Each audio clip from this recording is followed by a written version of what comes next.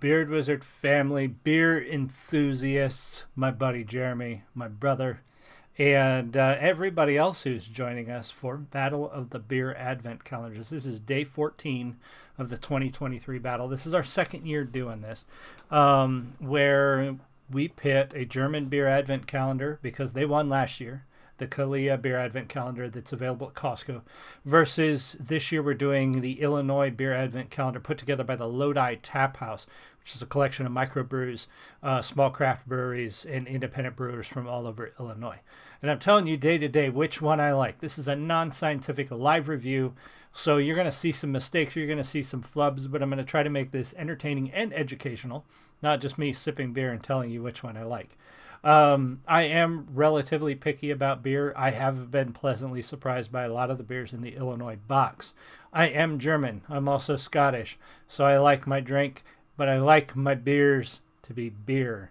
And a lot of times your small batches, your microbrews, your independent brewers, they just like to experiment, which I get it. It's kind of fun. I make mead. I like experimenting with my mead. But at the end of the day, when it comes to beer, I want beer to be beer. And so that's what we're doing here. And I'm telling you which one I like. I'm telling you which one wets my whistle, tickles my pickle from day to day. Before we jump into it, while I scratch my ear, make sure you click that red subscribe button and join the Beard Wizard family. It's the best way to support this channel. Other ways to support us are in the video description below, including my books, social media. You can follow me over there. Check out the other stuff on the channel. There is a ton of content. I think we're up to like 1,400 videos in the last few years, especially in the last couple years since I've really been focusing on this channel and trying to grow it. So there's a lot of stuff to see depending on what you like. All right, so without further ado, we're going to jump right into it. From I almost said from Peoria. We don't have any, actually, I don't think we've seen any beers yet from Peoria. I'm trying to think. We do have a couple of breweries here, too. I just realized my hoodie's all jacked up as well. We do have a couple of breweries in Peoria. Haven't seen anything from them yet. Anyway, I'm going to try it. This is, and I'm German, so I shouldn't have too much trouble with this. This is the Schnitzlbaumer brewery. We got their Lagerbier Hell. We've had a lot of this style of beer over the course of the show, the last 13 days. This is the most common one, and I started to think today, like, there seems to have been more variety in past years with this beer advent calendar. Now, I don't know. We're just a little over halfway through. So maybe they've put more of their variety on the back half of the advent calendar. But there seems to be far fewer wheat beers and Dunkelweisses and the Doppelbocks and all of those. We're just getting a lot of the Hell or Helles style beers. I like them, but I was hoping for a little more variety. There is a lot of different beer that comes out of Germany, so maybe they just didn't mix it up very well, and we're getting all of the Helles beers at the beginning. I don't know. This brewery, like I said, I like to make this educational. The Schnitzlbaumer brewery has been around since 1517, when the Traunstein citizen and beer brewer Peter Schlipfenbacher laid the foundation for the long and successful history of Schnitzlbaumer beer with the purchase of a house on the Sunseal of the town square. In 1613, the third generation of the Schlipfenbacher family sold the entire brewery, which was named the Oberbrau due to its special location in the town square, to the then mayor of the city of Traunstein and owner of the Unterenbrau, Christopher Janner. After his death in 1642, his son Jacob took over, and so on and so forth over the last 500 and almost 10 years. Crazy how long they have been brewing beer in Germany. Absolutely wild. All right, and from Penrose Brewing Company in Illinois, we have Drumroll Please, which is their vanilla porter. Thankfully, it's in a 12-ounce can. I have not had, it says contains wheat, this is an ale. I'm hit or miss with porters. porters are a very strong, usually strong, heavy beer. This one's only 6%, but when I say strong, I mean strong in the flavors that you're going to get, often overpowering anything else, and not always good. It's always been hit or miss with porters, kind of like dry stouts. You just don't know what you're going to get. Now, Penrose Brewing, there's not a ton of information on their website, but they are from Geneva, Illinois, right up near the Fox River, which I believe, can I zoom out on this map? My Illinois, yeah, they're up, that's what I thought. They're outside of Chicago, west of Chicago. They're actually not too far from us. Be a bit of a drive just to go to a brewery, but if we were ever in the area, I certainly would be interested in checking them out. Now, porter style beer, like I said, it's usually a very heavy beer. It originated or was developed in London, England in the early 18th century. It is a well-hopped, dark appearance beer because of the brown malts. It's believed to have originated from its popularity with porters. The popularity of porter is significant. It became the first beer style to be brewed around the world, and production commenced in Ireland, North America, Sweden, and Russia by the end of the 18th century. The history of stout and porter are intertwined. That's why I say a lot of times stouts and porters are similar, definitely in appearance, similar in flavor, just different in how they're made slightly. But the name stout, used for dark beer, came about because strong porters were marketed as stout after being shortened to just stout. Guinness Extra Stout was originally called Extra Superior Porter and was not given the name Extra Stout until 1840. Today, the terms stout and porter are used by different breweries almost interchangeably to describe dark beers and have more in common than in distinction. Now, in my experience, porters tend to be a little bit harder to drink.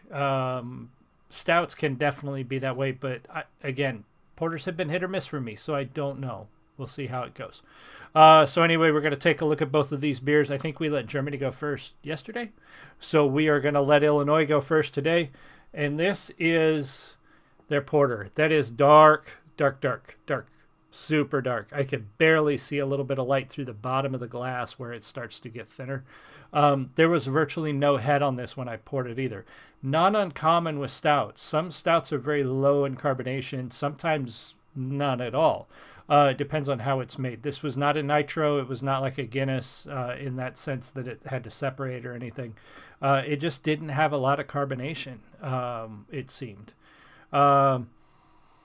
It smells super. Actually, surprisingly, I'm smelling pipe tobacco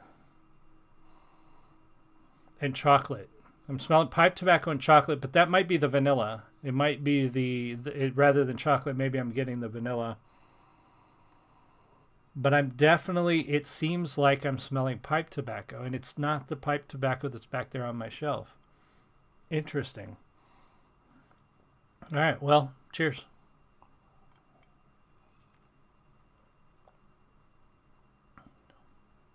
Wow. I expected that to be gross, and that's actually really good. Man.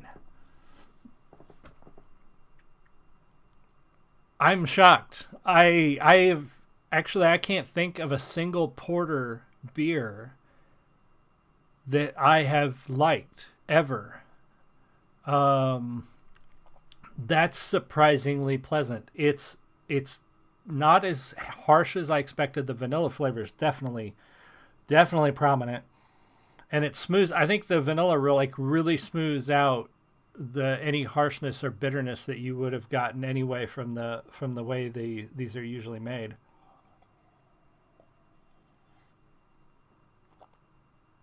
Very low on the carbonation. There's a little bit there, but like I said, it had virtually no head. So the carbonation is super light.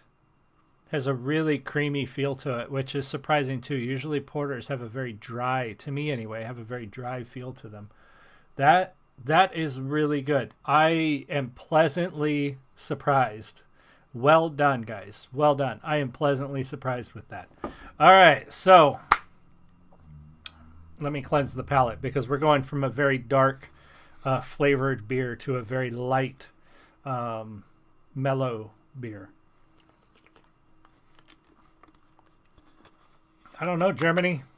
You might just struggle because of the lack of variety in the last 14 days. I think we've had I would say more than half of the last 14 days have been a Helles style beer. And while I like that style of beer, the lack of variety may be what hurts them today. I don't know. So we are back around to the beginning of my Stein collection. This is one of my favorites, my old Germany Stein with all the coat of arms from all the different regions and towns. Beautiful Stein. Love this one. Prost.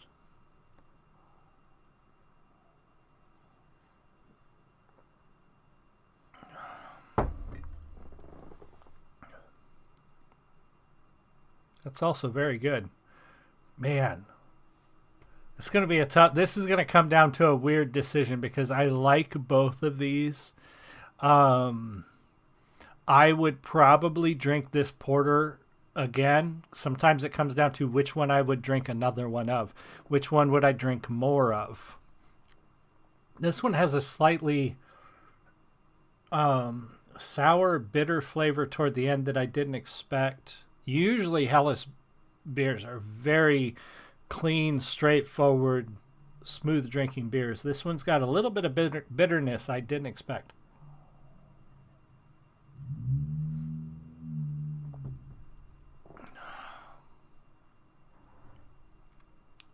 Man, I hate to say it. I really do. And Jeremy may disagree with me on this one, but man, I think I'm going to have to give it to Illinois this time. It's really good. It is a great beer. I could definitely drink more than one. I probably wouldn't drink too many more than two, maybe three, because it's a thick, heavy beer. And this is the type of beer you want to sip slow, and it's going to sit with you for a while. You definitely don't want to be slamming these. It's got great flavor. The vanilla doesn't taste fake. That's one of the things I get a lot of times when you get a vanilla flavored beer. You can tell they used, or it tastes like they used imitation vanilla. I'm not getting that. It doesn't taste weird. Doesn't taste off to me. They didn't use too much. Sometimes they use too much, and then you taste like you're drinking like a cream soda, which is also not good. I don't like cream soda. And the can looks good, but I think it's going to come down to, unfortunately, the German Advent calendar has been so lacking in variety, at least in the first half, that I think that's really what hurt today's beer is give me something different. Give me a different beer style. And I'm hoping that the last half of this Advent calendar from Germany has the other styles in it. Like, where's my Doppelbox and my Dunkelweiss? I think we've had one Dunkelweiss. I think we've had two wheat beers.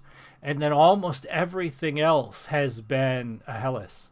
I'm like, give me something different. That's what hurt him today. Sorry, guys, but you need to mix that box up a little better next year, I think.